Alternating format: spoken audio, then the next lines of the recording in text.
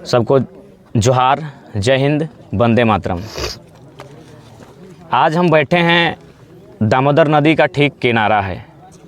दामोदर नदी जिसको कभी लोग अमृत नदी के नाम से जानते थे, देव नदी कहते थे, क्योंकि करोड़ों लोगों की लगभग जानों की रक्षा करती थी ये दामोदर नदी। लेकिन आज हमारे ठीक पीछे है और हम लोग जहाँ बैठे हैं, आप सोच रहे होंगे कि हम लोग कहाँ बैठे हैं, किसी पहाड़ में बैठे हैं क्या? तो जी नहीं, हम लोग पहाड़ में नहीं बैठे हैं। हम लोग BCCL के द्वारा जो कोयला का खनन किया जा रहा है, खनन करने के बाद जो अवशिष्ट यानी मलबा जो बचता है, कचरा जिसको हम लोग कहते हैं, उसको डंपिंग किया जाता है, पहाड़ बनाया जाता है। यानी पहाड़ बनाते बनाते BCCL अब दामोदर नदी तक पहुंच गई है। और ये पहाड़ जब देख सकते हैं, पहाड़ की जो मिट्टी है, पहाड़ मतलब इंसान द्वारा बनाएगा पहाड़, BCCL के द्वारा कोयला खोदने के बाद जो मलबा बचता है उससे जो पहाड़ बना है, ये लगभग अब दामोदर नदी को छू रहा है। यानी दामोदर नदी तो प्रदूषित हो चुकी है। कारण है DBC, कारण है आपका कोल सेक्टर। और ये जहाज टाड़ में हम लोग बैठे हैं, बाकायदा बिल्कुल हमसे यहाँ लगभग 50 मीटर यानी फुटबॉल का आधा मैदान, अगर हाफ मैदान तक फुटबॉल को मारते हैं तो दामोदर नदी है। और जहाँ बैठे हैं ये बहुत बड़ी ऊंचाई जगह है। ये पारसनाथ पहाड़ नहीं है और ना ही ये कोई माने ललकी का पहाड़ है। ये BCCL के कोयला खोदने के बाद जो एकत्रित करती है, जमा करती है अपशिष्ट पदार्थ को, मलबा को, कचरा को, हम लोग वहाँ से हैं। यानी जो लोग ओबिड जो भी कहते हैं, यानी कोई भी कंपनी, सबसे पहला बात, जो भी कंपनी आती है उसे एक प्रदूषण का मानक होता है, मापदंड होता है, उसके अनुसार काम करना पड़ता है। और ये स्वाभाविक है, क्योंकि भारत देश के अगर संविधान की बात करें तो प्रदूषण फैलाना भी अपराध है, गैरकानूनी है। वन्य जीवों की सुरक्षा करना हमारा दायित्व है। बाकायदा भारतीय संविधान आर्टिकल 42 में इस बात का जिक्र है, वन्य जीवों का संरक्षण। तो वन का भी रक्षा करना है, वन्य जीवों की भी रक्षा करना है, और नदियों की तो नेसेसरी रक्षा करनी है। लेकिन आज अगर यही सवाल जो लोकतंत्र में बैठे हैं, चाहे देश के हुक्मरान हैं, चूँकि BCCL एक सेंट्रल योजना है, तो देख सकते हैं पीछे ये बहुत बड़ा एकड़ में जंगल भी है। यानी जो ये कचरा फैल रहा है, इससे जंगल भी बर्बाद होगा, नदी भी सामने आ गई है, नदी भी बर्बाद होगा। जब जंगल बर्बाद होगा तो जंगल के जीव भी बर्बाद होंगे।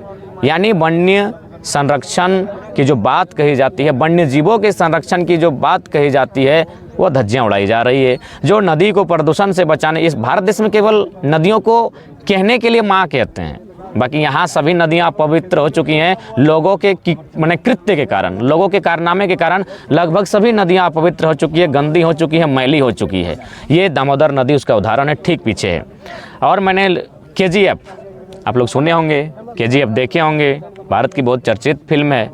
लेकिन मुझे लगता है पता नहीं झारखंड के लोगों के साथ क्या तकलीफ है कि झारखंड में एक टाइम बस एक काला पत्थर मूवी बना था। मुझे लगता है आज प्रत्येक दिन झारखंड में एक फिल्म रिलीज होगी।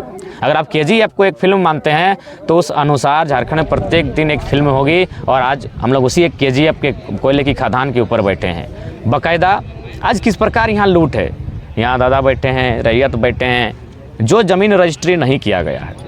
जब भी कोई कंपनी, चाहे BCCL अगर कोयला खोदती है, चाहे जो भी कोयला की परियोजना होती है, तो बाकायदा ज़मीन की रजिस्ट्री की जाती है। ज़मीन को या तो लीज पे लिया जाता है या फिर जो भी बहुत सारी प्रक्रियाएं हैं, यानी ज़मीन पर अनुमति लिया जाता है रैयत से।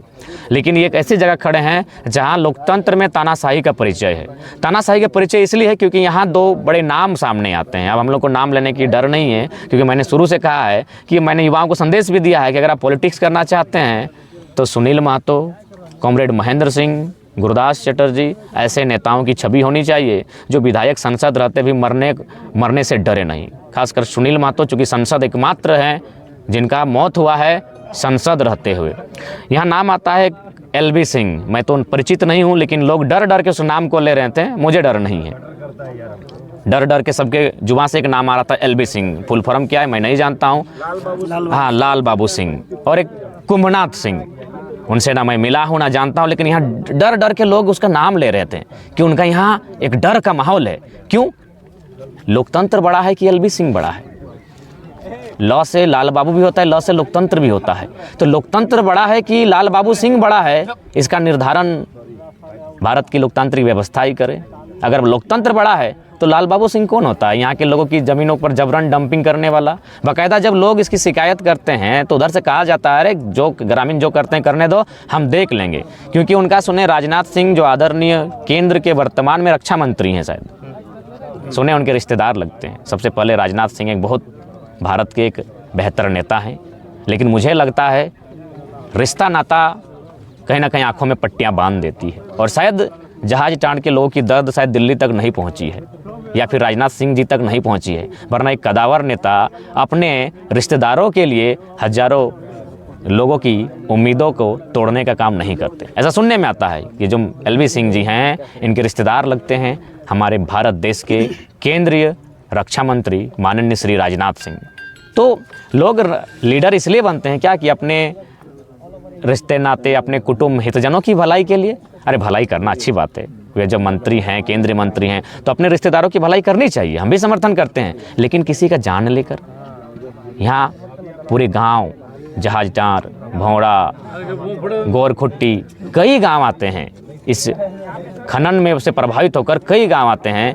बाकायदा अगर उस गांव में जाएंगे, बाकायदा ये वीडियो चूँकि मैंने केंद्रीय मंत्री से निवेदन है, मैं उनसे निवेदन करूंगा, यदि आपके कानों तक किसी प्रकार अगर यहाँ की आवाज़ जाती है, संभव है आने वाले दिन तो जाएगी ही, क्योंकि 2024 में जब आप हमारे यहाँ चुनाव प्रचार के लिए आएंगे तो आपके बगल में ही हम लोग की सभा होगी और बाकायदा आप तक ये संदेश ज़रूर देंगे। तो आप अपनी एक टीम, आपसे हमारी कोई शिकायत नहीं है, क्योंकि आप दिल्ली में हैं और दिल्ली में रहकर शायद आप जहाजटार को नाम जानते भी नहीं होंगे, लेकिन आप अपने रिश्तेदारों को मैंने उनके इशारे पर और उनके फ़ोन कॉल पर अगर मैंने प्रशासन को कहते हैं कि वहाँ हमारे रिश्तेदार को सपोर्ट करें, तो मुझे लगता है ये गलत है। इसीलिए मेरा मानना है एक टीम आप भेजें और बाकायदा आपकी टीम अगर एक दिन जहाजटार के गांव में रहकर एक दिन बिताकर चली गई तो आपको जो करना है करिए। यहाँ सब्जियों में प्रदूषण, यहाँ के आंगन में प्रदूषण, यहाँ के दीवालों में प्रदूषण, जो कपड़ा लोग पसारते हैं उसमें प्रदूषण है। तो किस प्रकार मौत के साये में ये लोग जी रहे हैं, ये लोग मौत के साये में जी रहे हैं। इसीलिए मैंने कहा, बाकायदा राजकुमार दा के इंटरव्यू में मैंने कहा कि लोकतंत्र ने जब भारत का संविधान का निर्माण हुआ तो सबको सुरक्षा मिला, नारियों को मिला, दमितों को मिला, दलितों को मिला, शोषितों को मिला, वंचितों को मिला। लेकिन अगर नुकसान किसी का हुआ है तो रैयतों का हुआ है, किसानों का हुआ है, क्योंकि किसानों के लिए भारतीय संविधान भी आज सुरक्षा नहीं दे पा रहा है। LV के आगे लोकतंत्र हार रहा है। ल से लाल बाबू, ल से लोकतंत्र, और लाल बाबू के आगे, उसके पैसों के आगे, उसकी शक्तियों के आगे, उसके केंद्रीय मंत्रियों से संपर्क के आगे लोकतंत्र भी टूट रहा है, धराशायी हो रहा है, चरमरा रहा है। ये कहीं ना कहीं दुर्भाग्य का विषय है। और हमारे लोगों की थोड़ा सा कमियां भी बाकायदा, जब आप झारखंड के विस्थापितों का दर्द एक किताब है ज्योतिलाल महतो की, अगर पढ़ेंगे तो बाकायदा उन्होंने बड़ी मार्मिक शब्द कहा है। उन्होंने कहा कि हमें बख्श दीजिए। उन्होंने ज्योतिलाल महतो की किताब है झारखंड के विस्थापितों का दर्द, अगर उसको पढ़ेंगे तो उसमें उन्होंने बड़ा एक मार्मिक शब्द लिखा है कि हमें बख्श दीजिए, हमें छोड़ दीजिए, हमें जीने दीजिए, क्योंकि हम कालांतर से लड़ाई लड़ रहे हैं। आप नई लड़ाई लड़े होंगे, हमने कालांतर से लड़ाई लड़ी है, अंग्रेज़ों से लड़ा। जब जब लोगों ने, राजाओं में महाजनों ने हमारी ज़मीन लूटने का प्रयास किया, हम लोग तब तब लड़ाई लड़े, और आज भी हम लड़ाई लड़ रहे हैं। आज भी शक्ति निर्मल के रूप में हमारी हत्या हो रही है, तो अब हमें बख्श दीजिए। यानी वो दुहाई दे रहे हैं, वो लड़ने की बात नहीं कह रहे हैं उसकी पुस्तक में, कह रहे यार हमें वो छोड़ दो, बहुत हमें सताया, अब हमें दामोदर नदी के तट पर, स्वर्ण रेखा मयूरक्षी नदी के तट पर अपने परिवार के साथ जीवन यापन करने दो। बड़ी मार्मिक लाइन है, कभी समय मिले तो आप पढ़िए। तो इसलिए आज हम भी चाहते हैं, धनवान हैं, अच्छी बात है, आपके धन से हमें कोई नज़र नहीं गड़ाए हैं, लेकिन आपने धन जो कमाया है वो जहाजटार की इस माटी से